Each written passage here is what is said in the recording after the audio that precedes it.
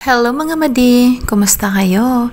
Ito ang aking gama. Pagkatapos namin kumain ng panangalian, ayan, dali-dali ko na rin nilinisan itong aming electric fan. Ganun naman talaga tayo mga madi. Pag wala na tayong gagawin, maghahanap tayo ng mga gawaing bahay para hindi masayang ang oras natin sa buong maghapon. At hindi naman talaga sa pagkakaila mga madi ay masipag naman talaga ako. Hindi nga lang halata.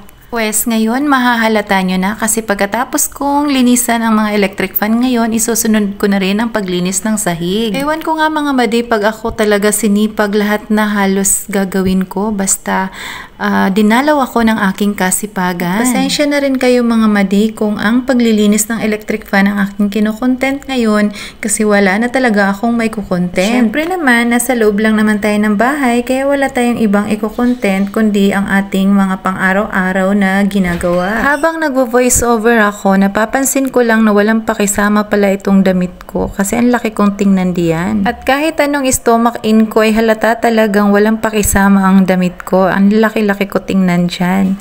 Ayan, pagpasensyahan nyo na mga madi ang aking tiyan at medyo nabusog lang tayo dyan. Maiba nga tayo mga madi, ganun siguro talaga pag nasa bahay tayo. Talagang lumalaki tayo na hindi natin inaasahan. Nato-turn off na talaga ako mga madi sa aking katawan, no? Hindi ko na talaga maibalik ang dati kong maliit lang na katawan. Ngayon, ang laki ko na talaga. Ang laki ng binago talaga mga madi na nandito tayo sa bahay lang, na hindi na tayo nagtatrabaho. Isa naman naisip ko na magsumba ako mga madi, pero ganun pa din naman, lumalaki din talaga ako.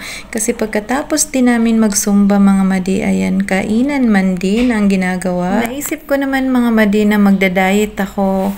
Ayan, sumasakit man din ang aking ulo kaya hindi na rin natutuloy ang pagda-diet ko mga madi. Ano kaya ang maganda kong gawin para lumiit-liit man lang ako or kahit man lang bumalik man lang ang 75% ng katawan ko noon kaysa ngayon. Kaya talaga mga madi, naghahanap ako ng mga gawaing bahay na pagpapawisan ako para man lang matulungan din natin ang ating sarili na kahit man lang ma-maintain natin na tayo ay healthy physically. Nakapag-decide na rin ako mga madi na magbabawas na rin talaga ako ng kanin para maiwasan ko ang paglaki ko ng tuluyan. May kasabihan tayo na walang ibang makakatulong sa sarili mo kundi ikaw lamang, kaya talaga namang ikaw lang din ang makakatulong sa sarili mo. Kung gusto mong pumayat, gagawa ka talaga ng mga bagay-bagay na makakatulong sa'yo.